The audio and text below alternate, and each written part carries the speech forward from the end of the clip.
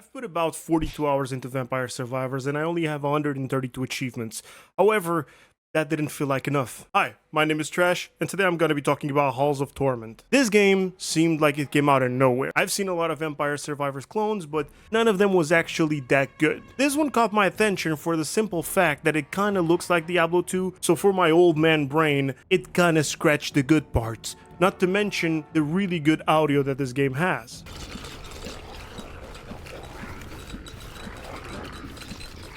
However, don't be fooled, this game is nothing like Diablo. The only thing that it has looking like it's the pre-rendered graphics. Other than that, it's more like Vampire Survivors. Although, unlike the other Vampire Survivor clones, it stands out enough to be its own thing. And now I know that this game is in early access, so the content is still a little bit bare bones, but it already has enough for me to have put more than 10 hours into it so far and enjoying it a lot. I got it on sale for about, I think, $3 or $4, but the regular price is around $5. And talking about the game itself, I don't want to spoil too much, but honestly, there's not much to spoil. Unlike in Vampire Survivors, where you buy the characters or you unlock the characters, and each character can pretty much have any weapon or almost any weapon. In this game, each character has its own class and each class has their own weapon or their own attack. You have 7 classes, which I won't name, but I mean, if you pay attention to the footage that I've been showing, you can see them. And each one of them you unlock by finishing up certain objectives. Currently in the early access, there's only 3 levels, each level with 3 different end bosses. Unlike Vampire Survivors, which in the base game, all the end bosses are death, and after you kill death, there's another death that you can kill. In this game, once you kill, you actually survive. One of the things that was super weird for me is that when you level up, you don't get full health. And in the beginning, that felt a little bit brutal, but the more I played and the more I unlocked, the less I felt the need for it. So right now, it feels perfectly fine. And unlike in Vampire Survivors, where you have your passives, well, in this game you also have the passives, but in Vampire Survivors, you mostly pick up active and passive items that then fuse. In this game, you pick talents that change little bits of your character, more attack speed, more range, a wider attack area, more percentage on attack, more percentage on crit, more percentage on crit bonus. There's several things that you go in and unlock. The more you play, the more you unlock. Plus, you also have items, and unlike Vampire Survivors, I'm sorry, I know that I'm comparing it a lot, but unlike Vampire Survivors, items don't fuse, they just upgrade, and that feels nice. Because together with that, it also comes a fact that there is really no meta build. There are characters that have better synergy. For example, one of the characters uses fire attacks. Even though you can change so that any character makes fire damage, that character already makes fire damage by default. So picking up fire damage for that character without having to go for any specific item build on them, and I'll get to that in a second, makes it so that they're already viable with the fire attacks. As for the swordsman, which is the first class that you get, unless you have a way to change the type of damage that they are making, it makes no sense that you go for that sort of talent. So each character has their own build. Of course, there's optimization, but you can easily pick up things that you like and make it work. I did mention items, and these items is something that completely changes the game. But before talking about the items, I gotta talk about NPCs that you find. You do have quests, and each quest that you do adds a permanent percentage of XP that you gain per quest that you've completed. And one of the quests that you have to do early on is going on the second map, even if you haven't beaten the first map, on the second map, rescue a character, and this character, you rescue an NPC, voice acted by the way, that caught me off guard. But you rescue this NPC, and it becomes part of your lobby, where you will have access to a stash, to items that you can later add more items onto it, and these items are permanent. Even if you take them into your run and you die, these items are permanent. Also, if you go in with a certain build of items and you find an item that you would rather switch for the moment, at any moment you can pause the game, switch the items you have.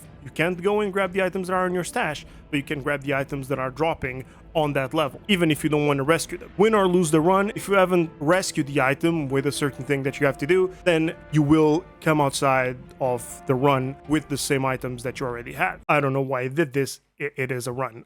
Not a run, it's and also like Vampire Survivors, you also later on unlock a way to re-roll what shows up on screen as your options to level up. You can also double the potency of those things, limited amounts of times that you can do that per run. You can banish items, you can lock items. There's a lot of unique things to this game that make it so much like Vampire Survivors, but not exactly the same thing. I know there's other games like that, 20 Till Dawn, and there's other games out there, but this one so far has been the only one who actually caught my attention. Maybe it's the graphics and the audio design. I just like it. And I also like the fact that you can toggle auto attacks, you can toggle auto aim, so you can actually select where you're attacking, which makes things less chaotic and more fun, in my opinion, because you don't have to wait for your character to aim at something in order for it to work and to do damage. You can specifically control what you're doing. Also, one thing I didn't really like about Vampire Survivors was the fact that once your build was complete and upgraded, I know that later on they added the endless level up version of items, but for a really long time you would only start getting food or gold. In this game, there's no limit. You just keep getting more upgrades and more upgrades and more upgrades, and that's really fun. So, you know, maybe they already learned with Vampire Survivors as implemented, which is only normal, since in my opinion Vampire Survivors added or made this new genre and deserves all the praise in the world, because that game is absolutely fantastic. I feel like Halls of Torment learned from what Vampire Survivors did wrong at the beginning, or didn't have enough at the beginning, and they're already following up from there. And again, the game is in early access, so the content is a little bit bare bones. Still, you have over 200 achievements to get, so over 200 quests to get, 7 classes to play, 3 maps with a specific unique boss at the end of each map, not just always the same thing.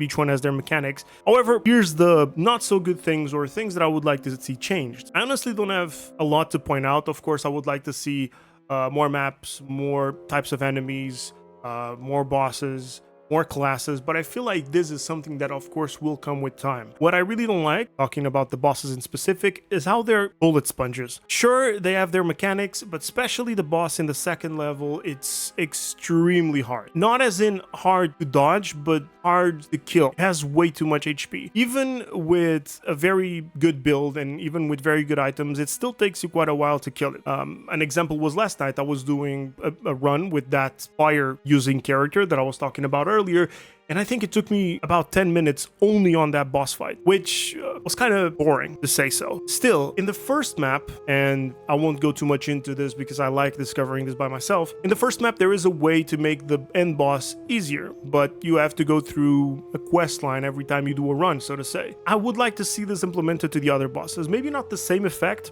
which I won't mention, but something that would help you with the final boss of that level, but it would also make you get out of your way in order to achieve that. To achieve a way to make the boss easier. I would also like to see a screen wipe item. So in Vampire Survivors, it's the cross, you know, a POW block, something like that, you know. I would like to see something that would completely wipe the screen. That's something that was always very satisfying to find, just like the greed item that sucks every item in the map to you.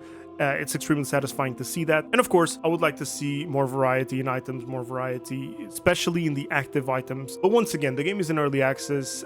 It is asking way too much to already be seeing so many of these things, and these are things that will come with time. The first runs feel a little bit too brutal, but at the same time, you're not really supposed to win in those runs. It's like you're almost forced to lose. And I don't think it doesn't matter how good you are. I don't think just simply don't have the numbers to back up a complete run in a fresh save file. With this said, I totally recommend this game, and this is not a sponsored video. I forgot to say that, but I think one of the best things about this game is going in blind. Don't go look for the perfect builds. Don't go look for the perfect routes, or what does this item do? What is this better than this? Should I pick this instead of this?